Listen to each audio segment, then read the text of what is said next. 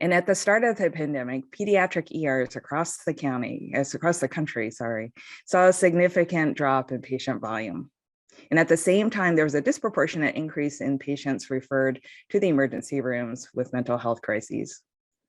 And then between March and October of 2020, so in the beginning of the pandemic, we saw that the emergency room visits went up, but not for all conditions, but significantly for mental health conditions. There was an emergency department in New York where they reported in a journal that they had over 100% increase in visits for suicidal ideation, suicide attempts, and harm. Our adolescents have been challenged with coping for mental health issues for decades. The increase in depression and suicidal ideation, as we all know, is not new. You can see here over the last decade, the trend has been increasing. Whoops. As of 2020, there are around 11 suicide deaths per 100,000 teenagers in the United States. Considering that there are approximately 42 million teens in the US, that means we've had over 4,500 adolescents and young adults die last year due to suicide. And so when we know the world news focuses when there's an airplane crash, that will make headlines. When we think about the number of adolescents and young adults who committed suicide last year, that would be the equivalent of almost 6 airplanes full of adolescents and young adults crashing. This needs to make headlines. We see some variation by ethnicity and geography as well. Here you can see Native American and white children have had the highest number of suicide deaths per 100,000 over the last 2 decades. Recent reports showed a disproportionate increase in suicides, though, in Native American children and Black and Brown children. Additionally, there's been a significant impact on our LGBTQ plus adolescents, with around 7% of them reporting that they seriously considered attempting suicide in the past 12 months, compared to 14.5% of those who identify as heterosexual.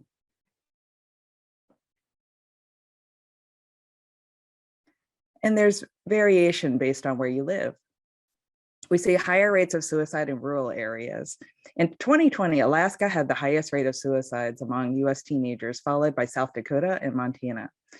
Here you can see the variation between those living in rural versus small, medium metro areas and large metropolitan areas. The rate of suicide amongst rural youth between 15 to 16 is 54% higher than their urban counterparts. And that has increased 74% over the last 12 years.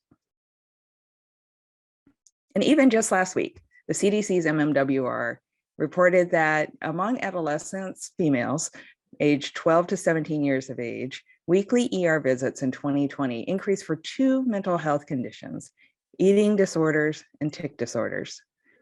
And in 2021, there was continued increase in eating disorders and tic disorders, as well as depression and obsessive compulsive disorders. The proportion of emergency room visits with eating disorders doubled amongst adolescent females, and for those with tic disorders, tripled.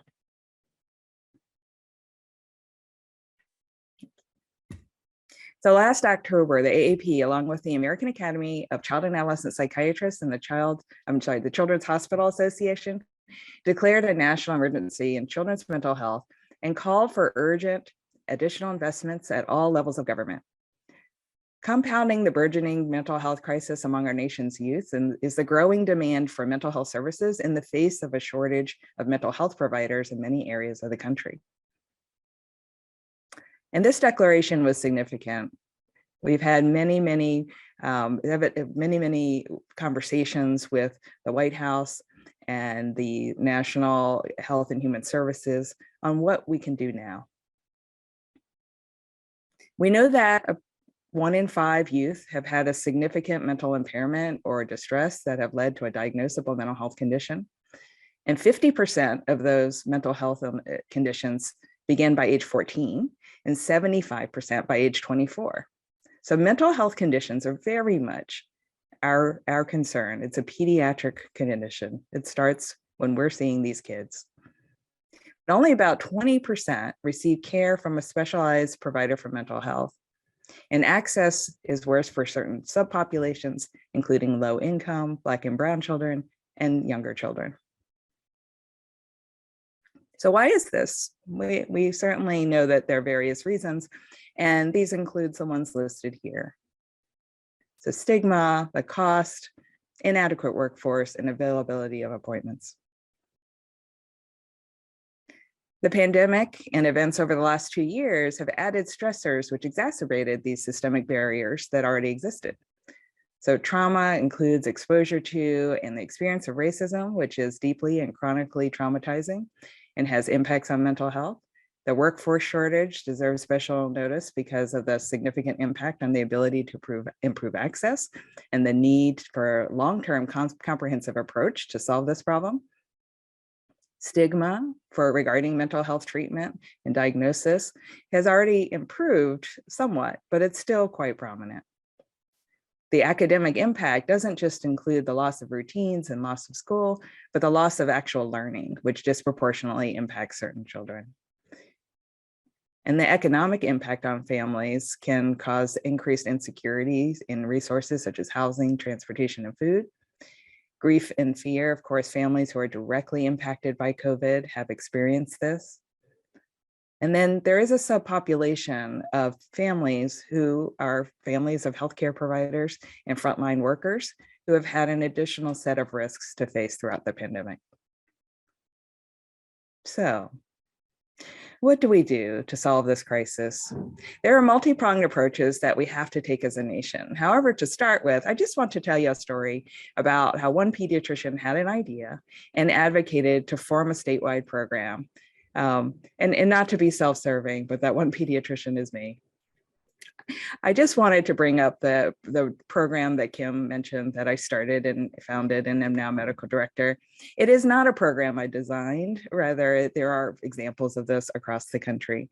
However, it is a program that in Virginia, I was able to start. And so first, let me just explain the problem in Virginia, very similar to the statistics that I provided to you nationally. So about 14% of Virginia's children have had one major depressive episode, with about half not getting any treatment. And of those who receive treatment, only about a quarter have gotten consistent treatment. We do a survey in Virginia of our students that are in high school and middle school every year with our Department of Health. And in that, we showed that 1 in 4 girls and 1 in 8 boys have seriously thought about killing themselves in the last 12 months. We then, during COVID, did a survey of the Virginia pediatricians. In August of 2021, we found that, and you probably are all seeing this as well, that there is a significant increase in mental health conditions in kids that were presenting in our offices. And not surprisingly, on the right, you can see which conditions, and anxiety and depression were highest. 62% of those surveyed, though, said, you know, we can't do this work. We don't have the resources. We're not trained to do this work. Before the pandemic, even, we were having issues, of course. And so 64% of Virginia were considered under-resourced areas, with only 13 child and adolescent psychiatrists per 100,000 children. And in a national survey, 65% of pediatricians said, you know, we don't have the ability and skills to do this work. So here's a map of Virginia. This is from the National Academy of Child and Adolescent Psychiatrists. And so this was in 2019. And what it shows is that in our state, the green counties have enough child psychiatrists for the number of children that live in that county, those counties. The yellow counties, there's a shortage. The red counties, there's a severe shortage.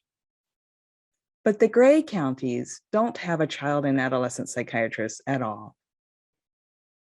And so you can see what the problem is. And we rank 41st lowest for the number of child psychiatrists, psychologists, licensed social workers, and therapists for children. So what do we do? Now, before I go into this program, I wanted to tell you about a patient I had, which really led me to thinking about this very deeply. And so in my practice, we had a 14-year-old boy, and he had bipolar disease. And he was seeing a child psychiatrist, but his child psychiatrist retired, and we were their primary care provider. So the family called us saying, we're having trouble finding a psychiatrist who'll take our insurance. So can you refill his medications? And we looked at his list of medications, and they were complex. He had 5 different medicines. Several were atypical antipsychotics. We were incredibly uncomfortable refilling his medications back then. And so we said, no, we can't refill these medicines, but we're going to help you find a specialist. We're going to help you find a child psychiatrist who can see you sooner. At that time, the waiting time to see a child psychiatrist was about 6 months long in our area. So one of my nurses called and called and called, and we got him an appointment. We got him an appointment about 4 weeks later. Unfortunately, during that 4-week period, he ran out of his medications. And when he ran out of his medications, his disease got out of control. And he got into a fight. He got into a fight outside the parking lot near my office. And unfortunately, during that fight, he had a gun. And so he shot and he killed another man. So now that 14-year-old went to jail, and that other man lost his life. And at that point, I realized that the problem really, I mean, we know that when we went through training, some of us went through training, we were taught to refer. But the issue is that there weren't enough people to refer to. And so last night I met with several of you, and several child and adolescent psychiatrists were on the phone, and there were 3 of them. And that was such a rare sighting, to have that many child psychiatrists together. And so there just aren't enough child and adolescent psychiatrists. So what are we to do? And that's what led me on my quest to find a solution. And what I found were these mental health access programs, or child psychiatry consult lines. And again, I didn't invent the program. There were several states that actually had these. And what I found is that my surrounding states to the north of me and to the south of me, so Washington, D.C. and Maryland and North Carolina, had these programs, but we did not. So what is this mental health access program, or child psychiatry consult line? Well, our program has 4 parts, and one is education. So if you recall with that patient, one of the challenges is that we weren't comfortable refilling those medications. We weren't trained to use the medications. We weren't comfortable with managing side effects. We didn't quite know what to do with those. So learning how. And so this part of VMAP is teaching primary care providers how to do this work. However, we're not child psychiatrists. We haven't gone through the training. And so there does come a point where you don't know what to do. And so in that case, reaching out to a specialist is typically what we would all do. If we had a cardiac question, we'd reach out to our local cardiologist, endocrinologist, et cetera, right? So same thing with child psychiatry, except there were no child psychiatrists to call. So with VMAP, we actually have child psychiatrists on the phone line available to any primary care provider, any pediatrician, family physician, nurse practitioner, PA, who may be seeing a child, who may see that there's an issue, but be uncomfortable with managing the condition and the medications. And so with VMAP, now they can call the phone line, the statewide phone line, and speak to a specialist in child psychiatry or psychology or a social worker within 30 minutes.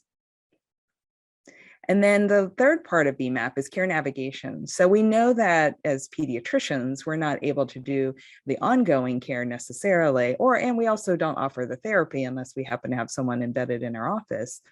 So the family needs other resources. So care navigation is something where the same phone line that we call for the psychiatry consult, we can say we have, for example, a 12-year-old with an eating disorder who has Medicaid or has commercial insurance or has no insurance, and they need a therapist. And the care navigator will actually call the family and help them find care within their community. The last part of VMAP is telehealth. This is still being developed, but when we first started VMAP, telehealth was a rare commodity, but now obviously everyone's much more comfortable with it. The purpose of the telehealth is actually to augment the consult. So if the specialist we're talking to on the phone needs more information, they can see the patient directly, briefly, just to get some more information to help guide the primary care provider on treatment. So here's just another way of looking at it. So educating ourselves as primary care providers, then the primary care provider can call VMAP. There's a call center which does the intake and then directs the call to whichever services are needed. I mentioned education, and that's a really key component of this. Finding education that is quality and that also is incredibly helpful and that is ongoing is really a part of this. So the REACH Institute is one program that we offer, and we offer several sessions throughout the year. And then Project Echo is in the REACH Institute is a longer program where there's a weekend program and then several months of phone calls after. It's a fantastic program if you ever get an opportunity to take it. They do offer it nationally. So it is kind of expensive though, but it is worth it in my opinion. And Project Echo is another program that we offer. If you're not familiar with Project Echo, it's essentially once a month phone calls where you have a didactic in the beginning and then case-based presentations afterwards, and you meet ongoing. The nice part about Project Echo is that it can continue to grow and advance. So we have sort of beginner level Project Echoes for mental health treatment, but we also have advanced tracks, and then we have special focus ones and special, for example, for 0 to 5 years of age. We have a group that focuses on that. And then we do quality improvement projects through our chapter as well. And so is it helpful? It appears to be. And so here are some quotes from providers who have used this service.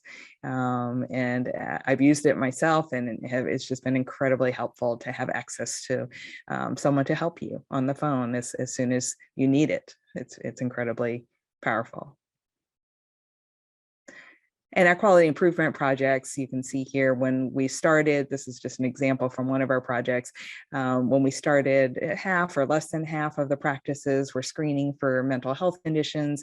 And we also did separate screenings for just depression. And then by the end, most of the practices were doing it. So far, we've trained and registered over 600 providers across the state. And then we've done over 2,000 phone calls. And we've done over 14,000 hours of training. So how does this happen? I mean, this is great news for Virginia, but what do we do in Kentucky? You know, how can we make this happen? And just to give you an idea of how this happened. So again, it really started as an idea. So having an idea on how something can be solved, and then gathering friends, essentially, trying to find those who are like-minded. Those that, when I started this, I reached out to groups that were, we had pediatricians certainly, but we also had our psychiatrists, our psychologists, child and mental health advocates. We had payers, health systems, we had state agencies. We just had a multitude of people who were interested in this topic, who knew something needed to be done and were committed to doing it. And when we first started, it was entirely volunteer. There was no funding initially. But then very shortly thereafter, there was an opportunity for a federal grant. So our state chapter and our Department of Health applied for and received a federal grant. And then we determined that wasn't enough to run a statewide program. So we went to our legislators and we started our advocacy work. And we went to our governor's office and our Secretary of Human Health and said, this is a program that exists in other states. It works. And I think that's incredibly powerful, is to say to the legislators that it is not a brand new idea. This is a program that's evidence-based. It works in other states. It is possible. We did that, and we received statewide funding. And then the next year we went back and asked for additional funding to finish expansion across our state. COVID happened, and so our funding was on hold, but then in the summer funding was re-released and we were able to get our money back. So that we can continue running the program and expanding it. And then now we're going back because there's some special areas that we want to expand for the younger children. And then also we're focusing on pediatric emergency rooms as well, to help train pediatric emergency room staff and also provide care navigation resources to them.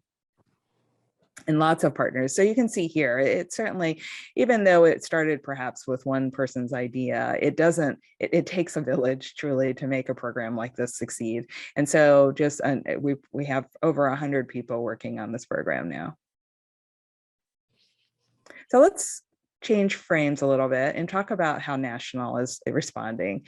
How is the Academy responding to this mental health crisis? Promoting healthy mental and emotional development in children is a collective responsibility and requires the participation and active involvement of many people, the youth, the families, the medical and mental health providers.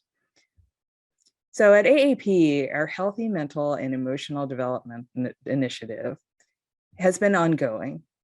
There's a focus in several places, as you can see. There's a focus on education and training to support members. There is a focus on developing a culture of pediatric leadership in this area. So standing in front and saying, this is a problem, we need to do something about it.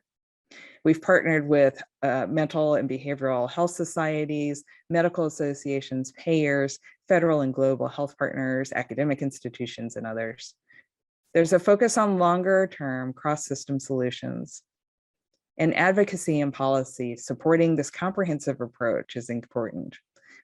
We're focused on early identification, integrated trauma-informed care, school-based services, funding for telehealth, and crisis response systems. And I also would like to take this opportunity to announce that there's a new council, and this is for members to join. So if you're a member of the Academy, you can join this if you're interested. It's a new council on healthy mental and emotional development. This should launch in the spring, so a few more months or early summer. And this will be a place where pediatricians who are interested in this area, where we can coalesce and share ideas and work on solutions together. So education, I mentioned, is a part of this. So there are various ideas, examples of this. And so this one is in April. There are several programs that we're offering through EQUIP, and then the Pediatric Mental Health Minute Series, and then this live course in Illinois. Here's an example of the topics that we cover in our Pediatric Mental Health Minute Series. These are found on aap.org and cover 22 different topics, including adolescent depression, suicide screening, social media, racism, mental health issues. And just this week, AAP announced the release of the blueprint for youth suicide prevention. And this is huge. It provides a roadmap. This was done actually in a significant collaborative effort between AAP and the American Foundation for Suicide Prevention and others. And it was developed with a group of experts from the National Institutes of Mental Health and the American Academy of Psychiatrists and Psychologists. And here you can see, hopefully you have an opportunity to read it. It's very rich. It's got lots of different tools for practices, for providers, for health systems to think about how do we tackle prevention of youth suicide. And as we embark upon this work, it's critical to remember 4 things: that suicide can impact all youth. There are significant disparities in suicide rates, as we talked about before, by race, ethnicity, gender identity, sexual orientation. Suicide is preventable, but no one person can prevent suicide alone. While the science underlying toxic stress has been evolving for decades, guidance for policy and practical clinical application in pediatrics has been behind. So we recently revised our 2012 policy, Preventing Childhood Toxic Stress, Partnering with Families and Communities to Promote Relational Health. This provides guidance on implementing a public health approach to relational health at the provider, practice, and community levels, and provides recommendations to support pediatricians and pediatric healthcare providers in this role. We also released a new AAP policy statement and clinical report on trauma-informed care to provide guidance for pediatricians and other child-serving clinicians to move this science out of the lab and into lives. The policy also includes recommendations for governmental advocacy, large health systems, managed care organizations, academic institutions, and children's hospitals to implement trauma-informed policies and procedures that include care of healthcare workers, children, family members, other caretakers as well. I also wanted to briefly mention this effort at the AAP. It's a national effort where we're looking to move the United States towards improved healthcare for patients and communities by rolling out a first of its kind child health national data registry. This registry is going to use the power of data to better understand populations and improve care, informing the practice of medical practice, informing our practice, but as well as helping us to understand the finance behind child health. The goal is to connect data from across the country on every child between birth to age 21 from all different sources. And as you can imagine, this is a massive undertaking. But had this been in place before the pandemic, we would have been able to identify symptoms of COVID sooner. We could have identified symptoms of MIS-C sooner. We could see the impact of vaccinations sooner. There's a great power behind having this information in a central place where we can analyze and do research. The information would be available to all stakeholders, including researchers, hospitals, clinicians, educators, policymakers, public health experts. Currently, it's in its pilot phase with the goal to roll it out fully in 2023. Over the past year, AAP has been conducting family snapshot surveys as well, along with the CDC, Tufts Medical Center, and the Prevent Child Abuse America. And the purpose of this was to learn about the pandemic's effects on families and find ways to better support them. Over 9,000 families have been surveyed to measure the impact of the pandemic on family life in regards to finances, employment changes, disruption to education, factors that have caused stress, as well as positive and stress relieving experiences. 8 out of every 10 families told us that their children's lives were upended during the pandemic. And as you can imagine, there was an especially high impact on families raising children and youth with special healthcare needs. The educational disruption resulted in an increased tension in the home, as you can imagine, as we know, if in your own homes perhaps, including high rates of disruptions in daycare, schools, healthcare, employment. Yet the survey also shows that families also report positive impacts as they found ways to adapt and strengthen bonds with their children. And AAP is harnessing the potential of this brain build to figure out ways to strengthen resilience and help children and families through catastrophe and heartbreak. We also provide educational resources for families. On HealthyChildrenorg, we have multiple articles that are there to provide resources for families who may be struggling. So now, what could you do? What can we do as individuals to help the mental health crisis? Well, every day in our practices, we're seeing patients, and we can reinforce, or in our health system, we're seeing patients all day long. And so what can we do? Well, we know that there are certain factors which predispose children to positive outcomes when there is adversity. And helping our families understand that can make a lifetime of difference.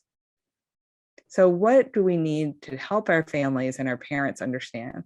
So teaching children, that their sense of self-efficacy and perceived control is important. But as you can see at the bottom there, the single most common factor for children who developed resilience is at least one stable and committed relationship with a supportive parent, caregiver, or other adult. And in some homes, that is not necessarily present in the household.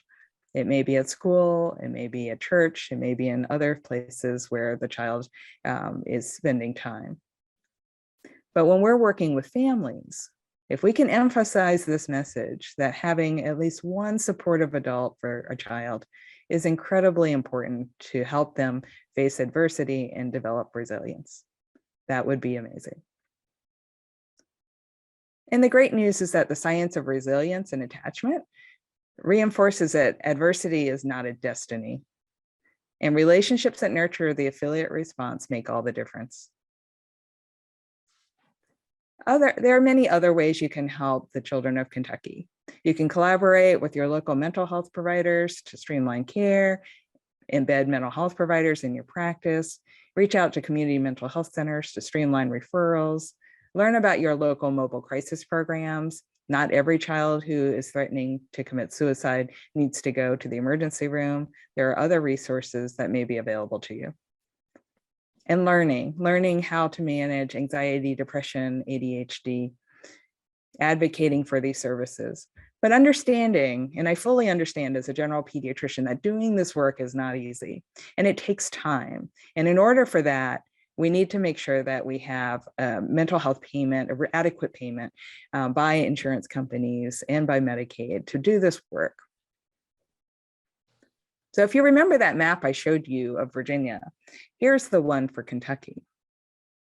You don't actually even have any counties that are in green. And so the yellow counties, to remind you, there's a shortage. And then in the red counties, there's a severe shortage. But in the gray counties, there's no child and adolescent psychiatrists at all. So when I was talking about the Virginia Mental Health Access Program, you may recall that we received a grant in Virginia through HRSA to do this work. Well, the exciting news is that Kentucky has this grant now too. And so along with the your Department of Health, like the Kentucky Cabinet for Health and Family Services, your Kentucky chapter received this grant along with them. And so it's very exciting for Kentucky. And I'm so excited to know that this is happening and absolutely willing to help in any way possible. So the goal of this grant is to improve access for children to mental health services, increasing the availability and accessibility of networks of pediatric mental health teams, and providing training for primary care providers, helping pediatric providers access pediatric mental health providers, and then using telehealth to improve access. So I urge you to get involved. I did ask the Kentucky chapter who you might contact if you're interested in getting involved, and what they recommended is to get in contact with the executive director, Mary York. And certainly amongst your group, you have some very well-connected AAP chapter members. So I'm sure if you reach out, they can help you figure out how to get involved.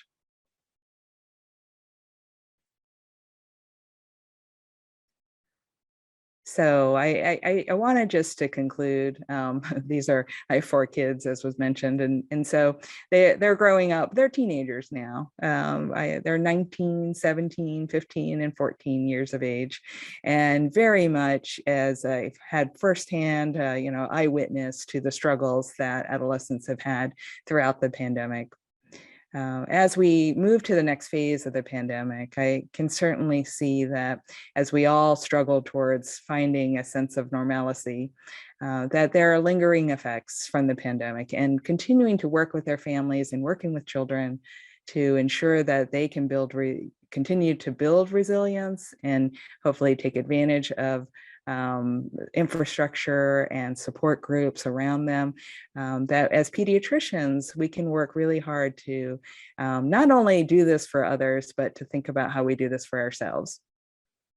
The workforce issue is a challenge, and burnout, and I almost hate to use that word anymore, but just being tired, I think that's a legitimate sort of summary of where we might be. I do think that there is hope, though, as we enter this next phase, as we now have vaccines available, albeit with its challenges, but we have vaccines and we have medications for treatment. All of these are not without their challenges, but the fact that they even exist, I think, puts us in a very different place for COVID-19 at least. And so I hope that you also have hope and are optimistic that should there be ongoing changes in this pandemic, as we know there will be, that we have many more tools at our disposal and that we will be able to overcome. So thank you. This is the end of my remarks. I wanted to leave a few minutes for questions if there are any. Hi, Dr. Chung. This is Jennifer Stiff. We met last night. I just wanted to say thank you for this talk. I think we're all aware, like you were saying toward the beginning, of the problem, but it's good to hear, kind of real life solutions and hope for the future and how we might make things better. So thank you. Oh, you're very welcome.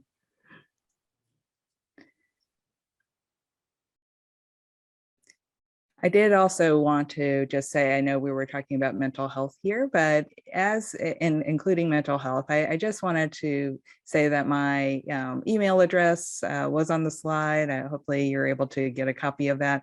I'll put it in the chat as well. If you have other ideas about what AAP should be doing, could be doing, please feel free to reach out. It's a member organization, and hopefully you all are members, and we're here to help. And as much as I'm able to facilitate conversations, please feel free to reach out to me. I'm here for you. Sandy, I have a question. Sure. This is Pat Purcell. Hello. Hi, good morning. Good morning.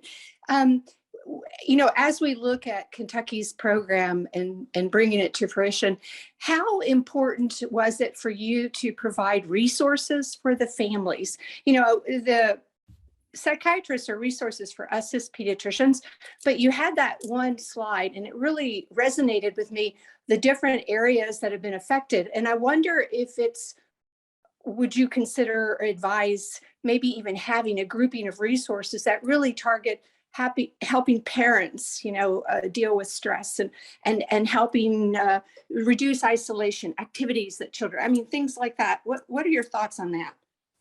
Yeah, I think it's critical. I think that when we're taking care of a patient, we have our 15 to 30 minutes, if we're lucky, with them, and offering advice and resources where they can reach out to when they're not with us, right? When they're at home or in their environments where they need peer support.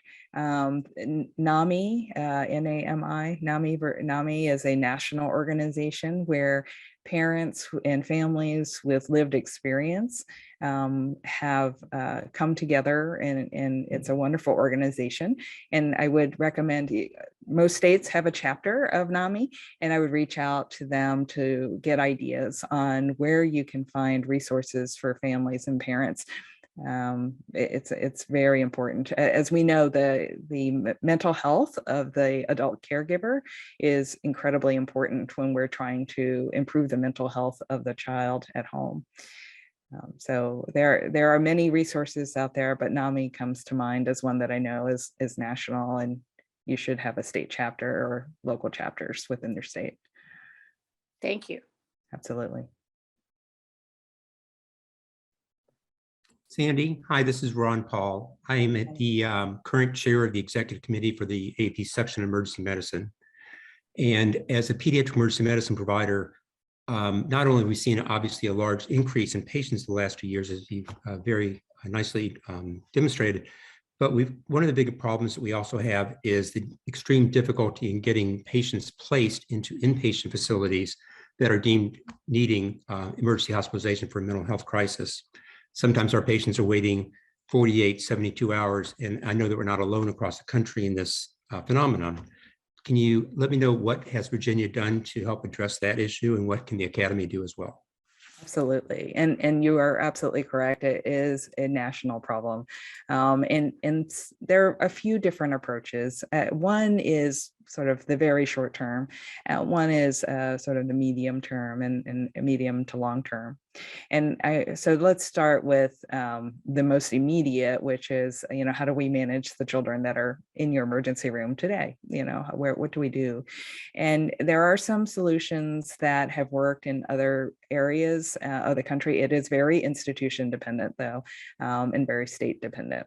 So building additional facilities, that's sort of if we had all the money in the world, that's a solution.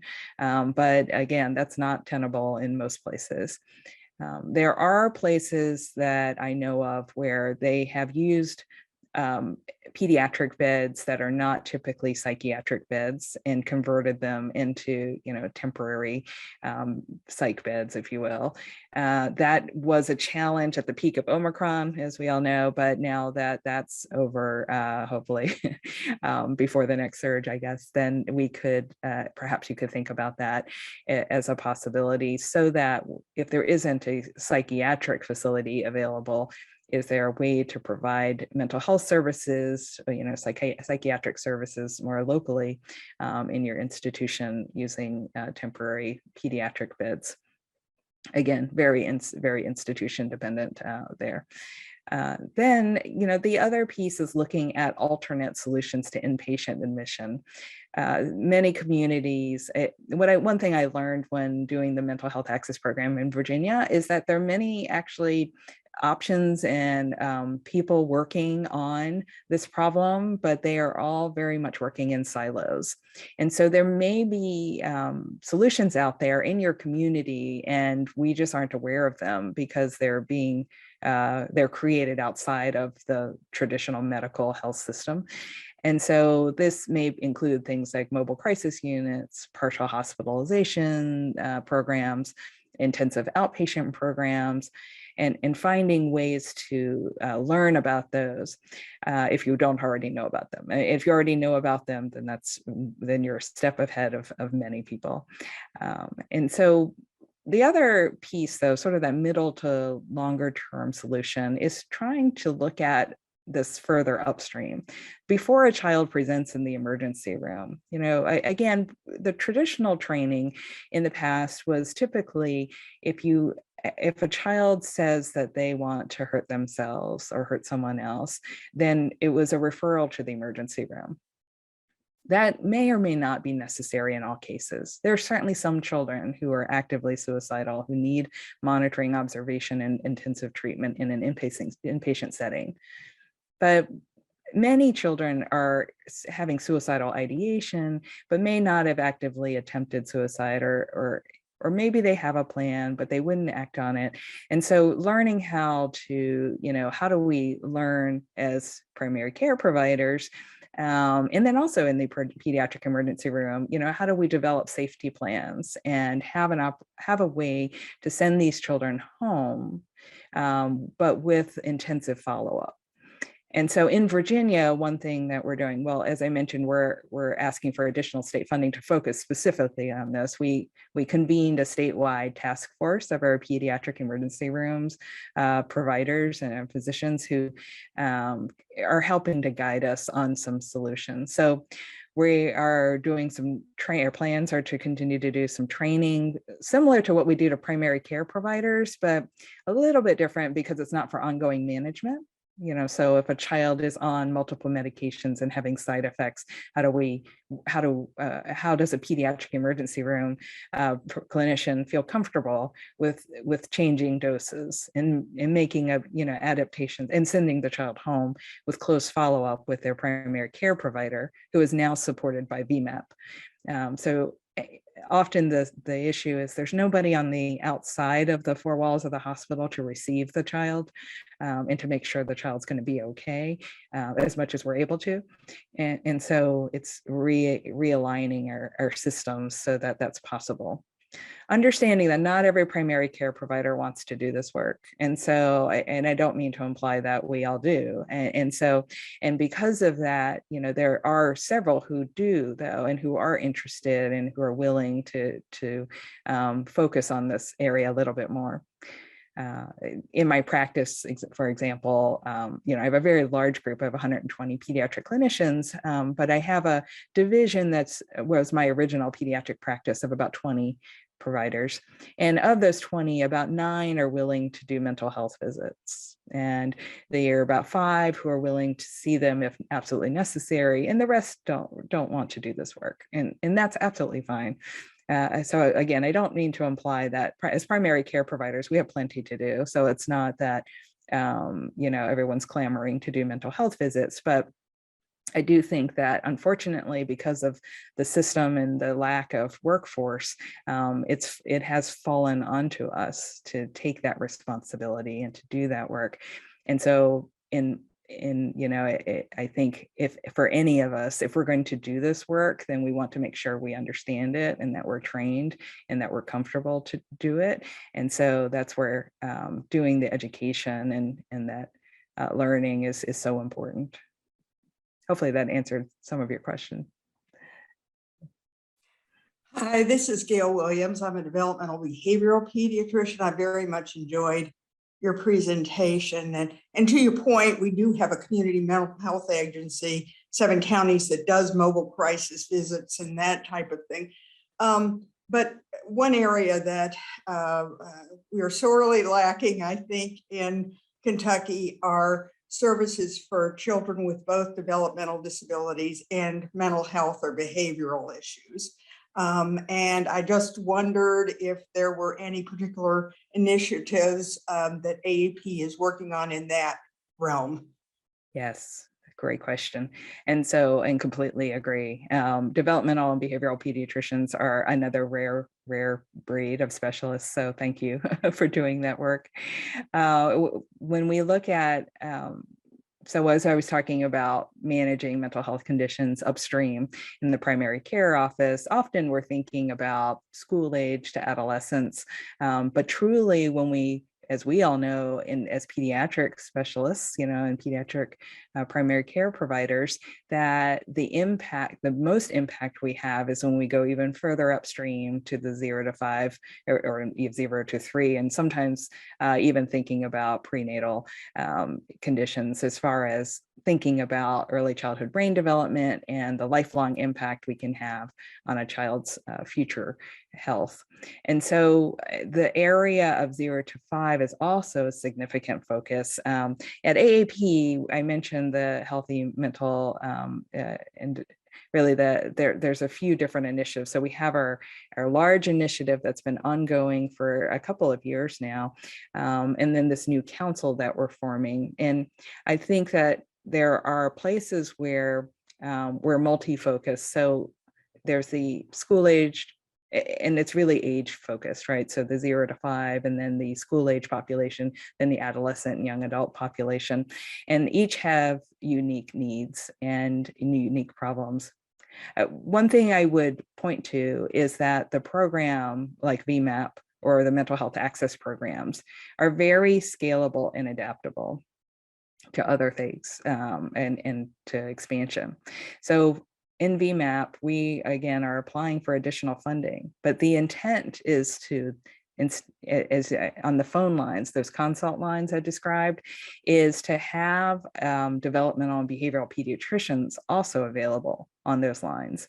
Because again, as a pediatrician, if I identify that a child might have autism, right now in Virginia, the wait list is about a year long to get an appointment with the developmental and behavioral pediatrician. And so for a family, with an 18-month-old to wait a year to get a diagnosis, we've lost some critical time for intervention. And so can we use a program like VMAP where we have education for the primary care providers, on how do we manage conditions and diagnose and screen for the early childhood, the early behavioral issues, conduct issues, oppositional issues, all of those things that we know happen.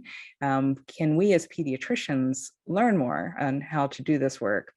And again, once we get to the point where we're not sure, can we have a phone line available so that we can call and speak to a specialist for assistance?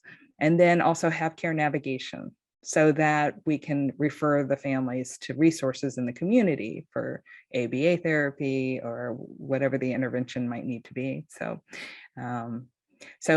there's a great deal of work happening. If you're interested, please feel free to email me. I did put my email in the chat so that I can connect you to resources and groups at AAP that are working on this, because it is indeed a collective effort amongst all of us to solve this problem.